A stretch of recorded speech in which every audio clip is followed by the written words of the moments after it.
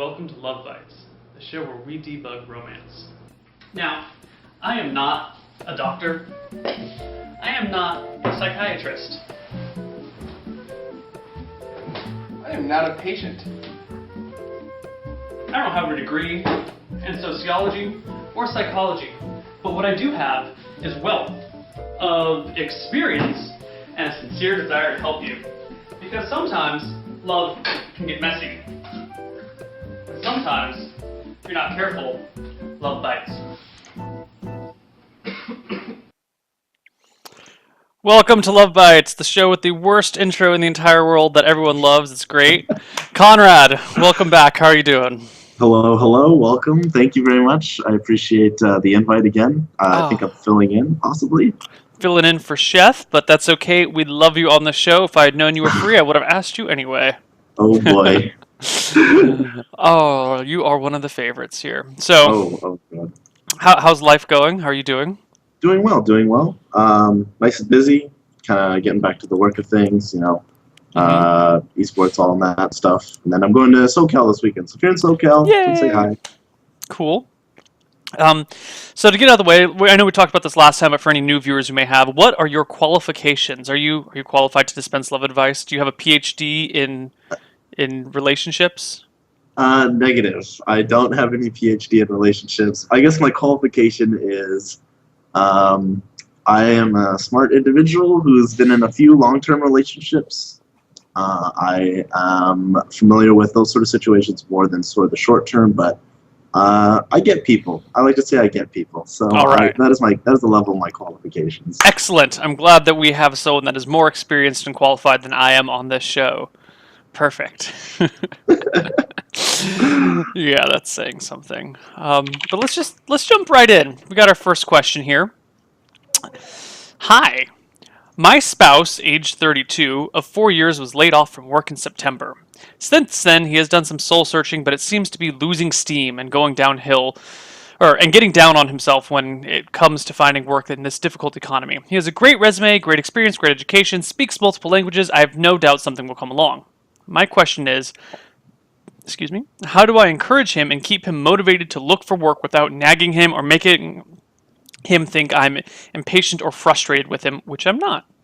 Additional info, I make enough money to cover our expenses, so this is not a matter of finances, rather a matter of personal happiness and fulfillment on his part.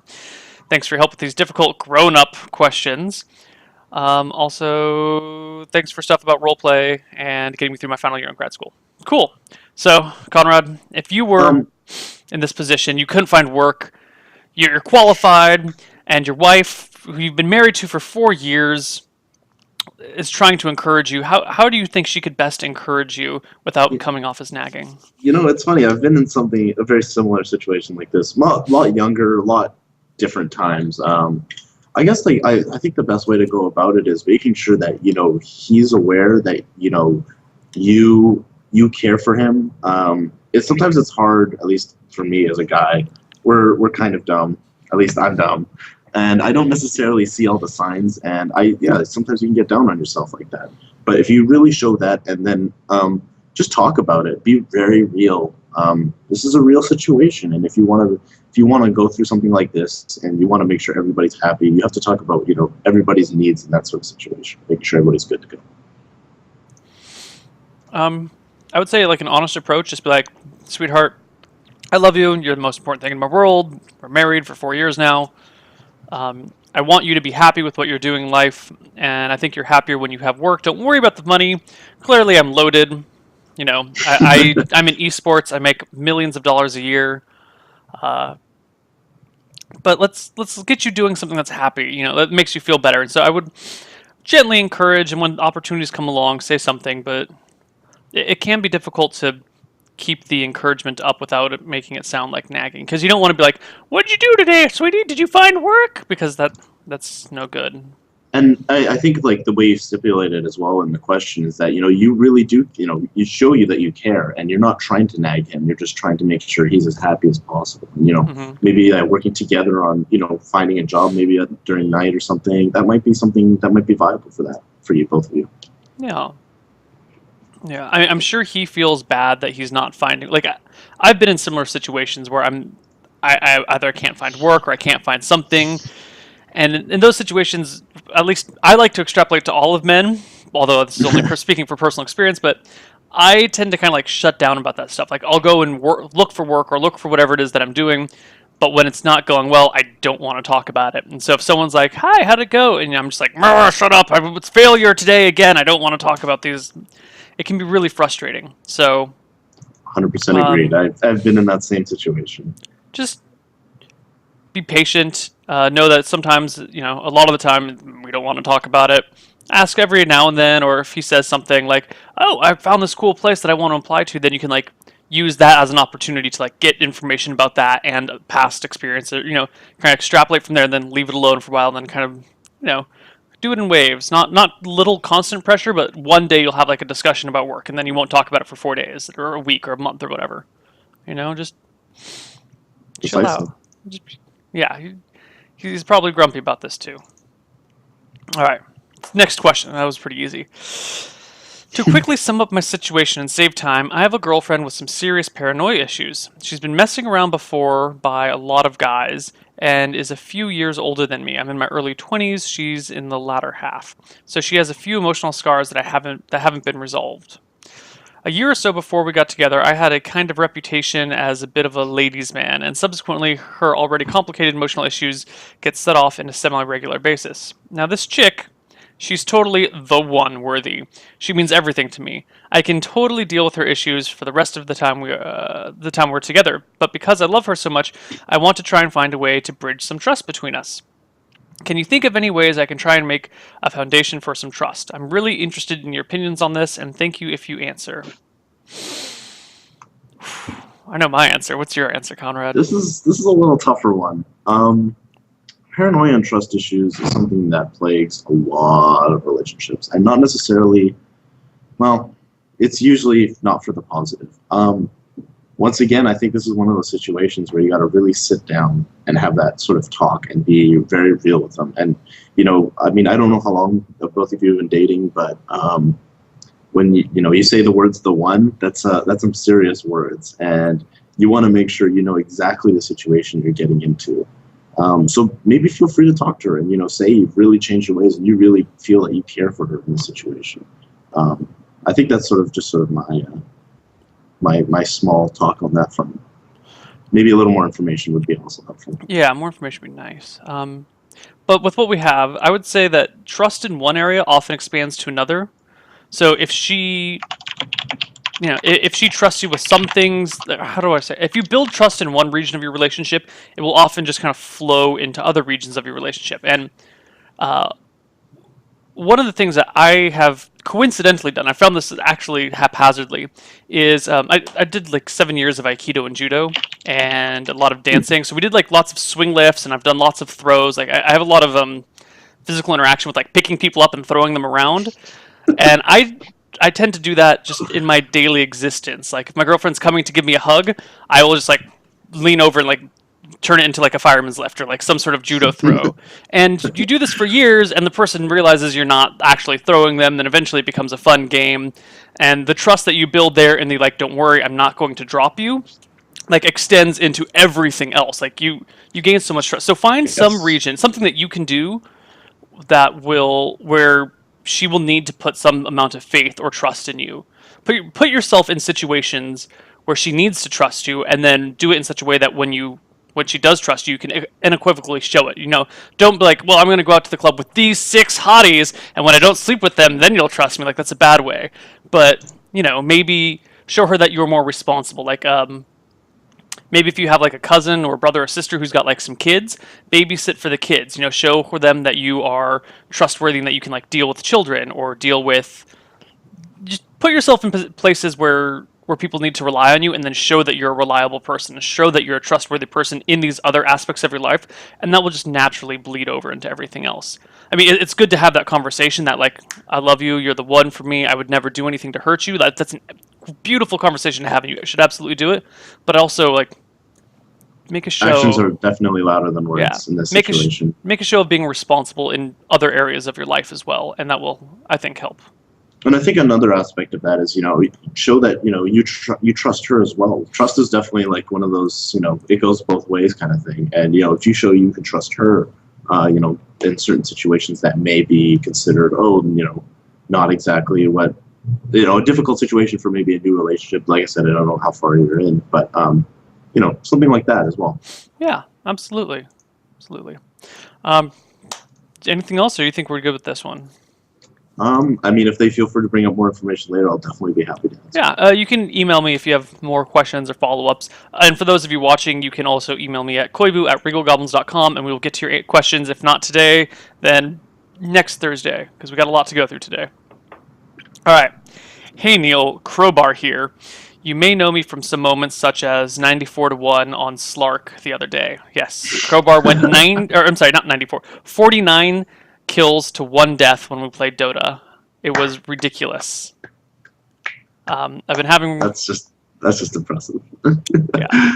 yeah. The problem I've been having about is being nonchalant. I have been in the game for about 2 years since I broke up with my girlfriend on a beach. Very dramatic, yes. So how do I get back in the game? I just seem so uninterested at the moment. I mean, I blew off 2 girls at New Year's for your stream. Is it worth it? Yes, always blow off girls for my stream. There's nothing nearly as important. No bias. There's nothing as important as Koibu's stream. So if there's a marathon going on, absolutely blow off other girls for that. It shows a sense of independence and that you don't need them. But next time, 2 girls like, hey, let's go out, and I'm not streaming, just go with them.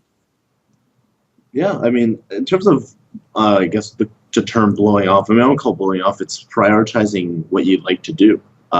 Some people really, value, like I value my time being on my, computer playing games. That's really important to me, and some sort of level of freedom as well. But say you're really interested in some of these girls. Go out and talk to them and try and find if you can make time for them. And if you're not finding that vibe or that feel, definitely you can be very nonchalant about letting them go as well. Mm-hmm. That's sort of the aspect I look on that. Yeah, how about you, Neil? So how do I get back in the game? I just seem so uninterested. I mean, if you're uninterested, then why do you need to get back in the game? Like that.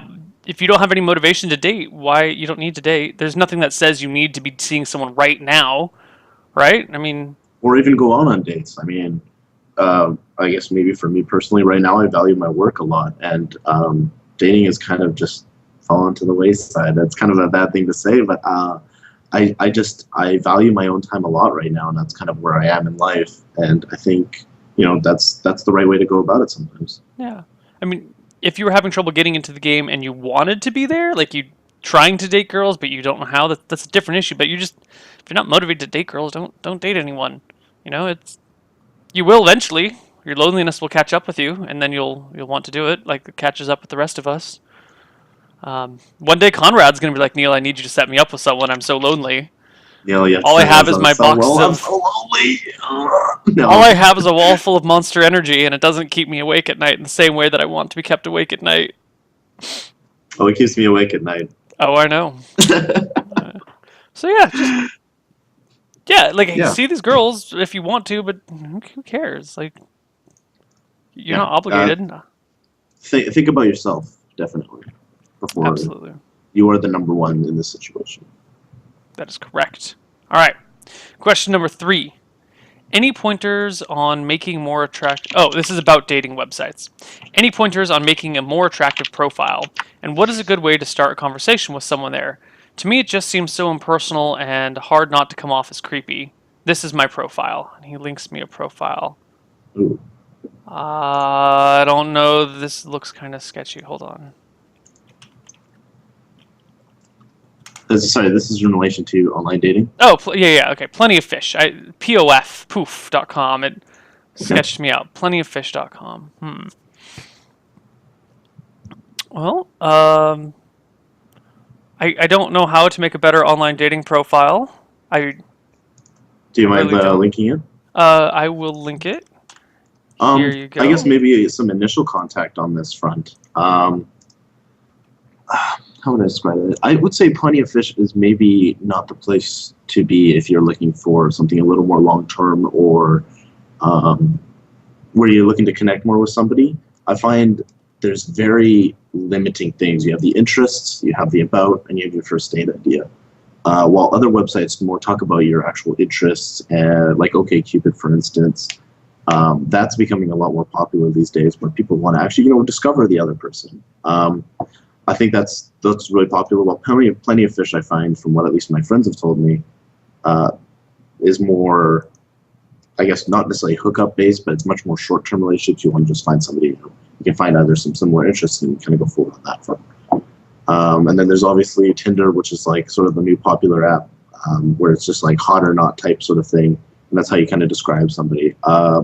If I would recommend, especially if you're looking for something a little more further, I would definitely recommend Plenty of Fish, because it asks you those more specific questions and tries to match you with somebody who's very similar to you based on much more information.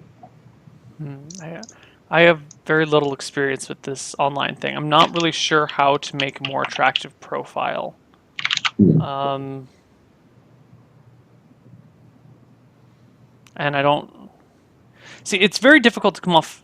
Like, typing to someone is a lot harder to express yourself than in person. So I could see it as really easy to come off creepy when you, especially with online dating, where the guy is like talks to the girl, but the girl gets like 600 responses a day, because that's the world we live in. A girl online is going to get 1 million responses, while a guy online, the girls just won't talk to you there. Like, that's just how it works. It's definitely a one-way street on that front. From what little I know. Yeah. So you have to be reaching out. You need to separate yourself from the thousands of other guys that are contacting this one girl, because it's they get a swarm of it. So you need to stand out without being ridiculous. You don't want to be like, hey baby, do you want some? Because then you're standing out in a bad way. You need to be like, I don't know, how do you stand out positively? I want to say, like, personalized. I think a lot of people on these sites, it's very easy to Control-C, Control-V. You have your little spiel, and it's kind of like a buckshot approach. And you just approach every situation the exact same. This is me, black. And you send it to 100 bajillion women. And, out of 100 bajillion, there's bound to be at least one that will answer you, right? I think one thing, maybe just sort of looking at your profile here, is maybe some other photos. I think the photos in there are fantastic. You kind of show sort of the person that you are. Maybe some photos of when you were out, or maybe doing, karaoke photos seem to be the really popular one on dating websites, apparently. Something where you're out with your friends, and shows that you're having fun. Sometimes it's also difficult. Like, I tend to be somebody who's always behind the camera taking photos of other people, so it's hard to get photos of myself, and I don't mind that. I like that way, but something like that maybe. I think, but other than that, I think you're looking fantastic, and it's good. Yeah. A variety of pictures with friends, pictures with other people. The ones of the dogs are great. I think that's a nice touch. Yeah, this is an area where I am very weak. I am sorry. I am not familiar with it as well, unfortunately. It says your profession is in mechanics. So I know it says that, but maybe photos of you doing something, like one of the places that people find. Let me rephrase this. When asked when do you find your significant other or your mate most attractive, a lot of answers have come out to be things like when they're in their element, when they're doing what they're passionate about, when they're doing what they love. So if you're a mechanic, show off you being a mechanic. You don't need to like cover the wall with pictures of you being a mechanic, but show yourself in your actual element doing the thing that you love. And that will help kind of maybe he's not just into mechanics, but he's like works on jet planes, or he works on cars, or he works on, as long as it's not like, you're a sewer mechanic and then you'd be like up to your hips and shit. That would probably be not. I mean, sometimes, showing truthfulness is sometimes important too. You be honest about what you do. I'm very honest, when I had not so pleasant and appealing jobs. Sometimes I think honesty is always the key on because you don't want somebody to look at you and then suddenly when they actually start talking to you, they realize they're a completely different person than what they imagined. You want to be very upfront of what you are. Mm-hmm. Mm-hmm. But photos with your dogs, which I think are there.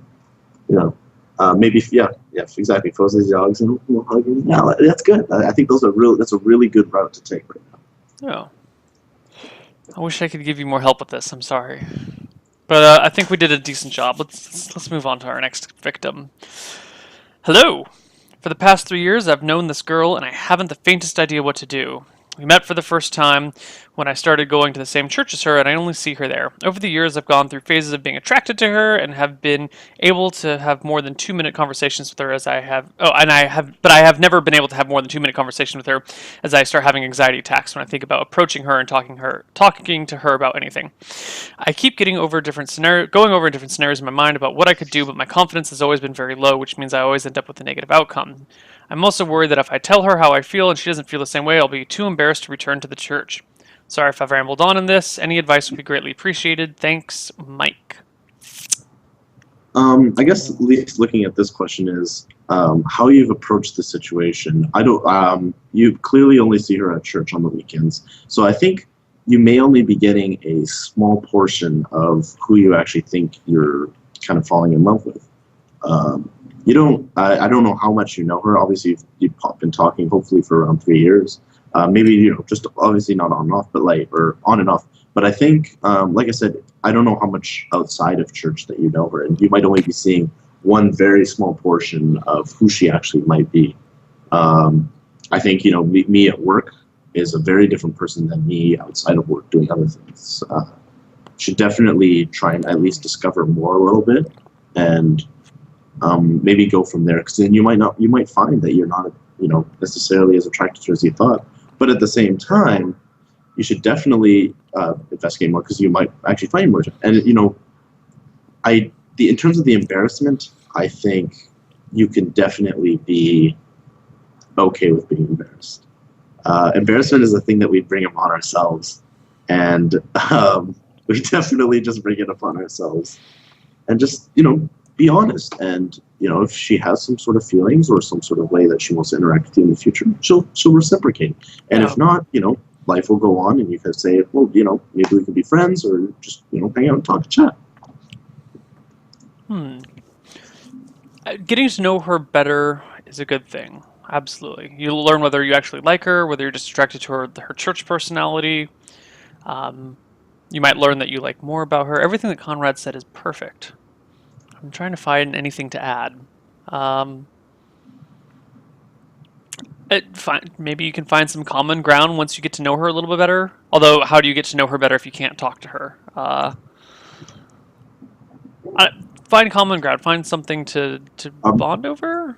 I mean, that's something you might want to do. Is just with the day and age of social media, is ask for her Facebook. Just go, hey, I'd like to add you on Facebook. We're kind of friends, and maybe you can get to talk to her, find out a little bit more about her. It's kind of the double-edged sword of Facebook and social media these days, and you find out a lot about people whether you like to or not. Mm-hmm. And something like that could be that sort of icebreaker to move forward, or because I don't know, it's difficult because I understand. I've been in that same situation where it's like I can't talk to her, and you kind of have to try and, I guess, break those barriers. It's not easy. It's not easy. Yeah, you gotta find themes to work around. Maybe you have a potluck, and she brings this amazing tuna casserole. You can be like, oh my god, that was the best tuna casserole I've ever had in my life. I have to have that recipe. And then you guys can talk about cooking, and you chat for a little bit, and then you're like, well, maybe next time you're gonna make tuna casserole, I'd love to come. Maybe you could show me how. You can kind of breach barriers that way. Have a topic that you can get on, and then even if maybe you don't really care about tuna casserole that much, you're not being dishonest by saying you'd like her to show you how to make tuna casserole, because you totally want her to show you how to make tuna casserole. You don't care about the casserole, but it gets you to where you need to go, and you're not being dishonest about it. You're finding alternate routes to get what you. Most definitely, it's finding your personal way of kind of reaching out to her, I guess. Yeah. Okay. Oh, I lost all of our questions. There we go. Let's try the next one. Hopefully we can do better here. Let's see. So first of all, thanks for answering my question. Just having someone else with blah, blah, blah, blah, blah. Okay, I think this is a reply to a previous question that we had about... Oh, okay, so here we go. Last week we had a question about a girl who was seeing a guy, and they'd been dating for a little while. They had sex on New Year's, and then she missed her period, and she was freaking out, and it turns out that everything was fine. There was no problem. Like, it just came a little bit late. But during this period of time that she got the feeling he really wasn't prepared for a serious relationship because of how poorly his last one went and how stressful and chaotic his life is right now.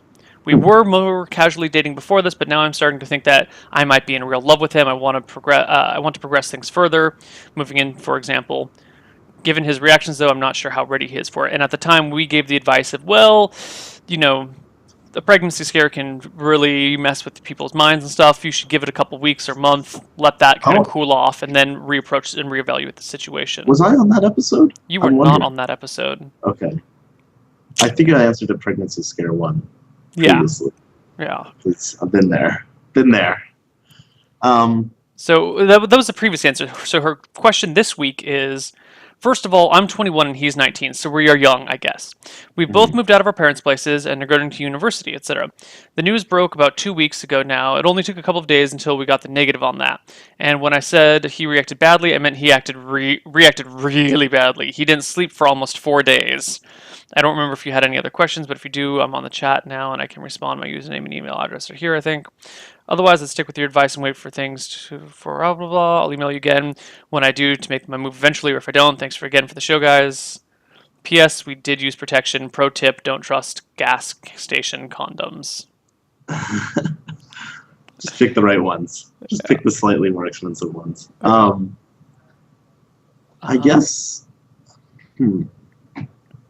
This is an interesting situation. How long did they ever state how long they've been dating for? Dating for a while. Okay. I mean, I'm gonna go with, unless you met him through high school or something else, it's probably within a year. Moving in is a really, really big commitment. I have never actually done it myself. It is a daunting thing because just because you are really connected with somebody, and maybe you've been to their house quite a few times, you will discover that, I mean, at least for me, like, you'll discover, you might find things about that person you didn't understand, or, you know, small things that can actually really bother you. Moving in is very, very serious thing, and you should be ready for it, because it can change an entire relationship. You're both young. I would at least in my opinion, I would recommend at least discussing it and seeing sort of the pros and cons and sort of how you manage things. I mean, I remember myself at both those ages, and I would say I was really irresponsible in terms of my house living conditions. Very lack of dishwashing, lack of laundry sometimes. And I think, you know, you got to both make sure you're on the same wavelength, at least on that front. Moving out, good. You know, you've at least established a little bit of outside life, but university is hard. And moving in can sometimes cause additional, like, trying to maintain that relationship at a very personal level while you're maybe trying to do homework and stuff can be very difficult. Yeah, moving in together while you're still in school is a rough thing. I would say that, you know, take a little bit more time. Decision to move. So it's not. He wasn't really prepared for a serious relationship. If he's not ready, you can't force him to be ready. You just have to be patient and take time. Like, if you try and push him, if you try and force his hand, he's going to react really poorly and freak out and possibly just run away, or, you know, avoid the situation or break up with you. You know, like, you, especially after a scary thing like this, you need to take a breather. If you rush into something, you're more likely to make a mistake, or even if it was the right decision to make, if you rush into it too quickly, you can fumble over certain things that will eventually lead to the downfall. Like, if this is the guy that you want, if he's really the guy that you want forever and ever and ever, the one, then there's no need to rush it. You know, it's not like if you don't move in next month, he's going to find someone else. Like, on some level, you need to move with a reasonable haste, but you can always take an extra week or an extra month or an extra 2 months to think about something. So I would say take a little bit more time. Wait, see how he reacts as things go along. Like clearly he reacted strongly to the pregnancy scare, but hopefully that can bring you guys closer together if you take your time. And then eventually, with the trust building that comes with such a thing, as we discussed before, hopefully he'll come to trust you a little bit better and be in, maybe hopefully your relationship can be built more strongly, and then you can place more serious things on top of it. But the solid base is super important. So establish that base before you move on, before you jump the gun and jump to moving in or whatever other things are progressing things further. And sort of on that same point, pregnancy scare, like that, he's 19. I hope he hasn't had one of those before.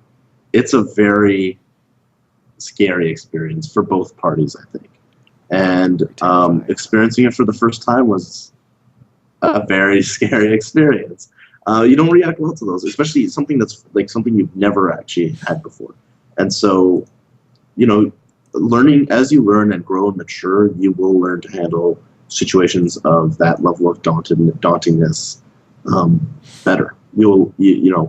As I've grown older, I've definitely seen myself look at certain situations and be like, you know what, I'm okay with this because of all these previous experiences that I've had.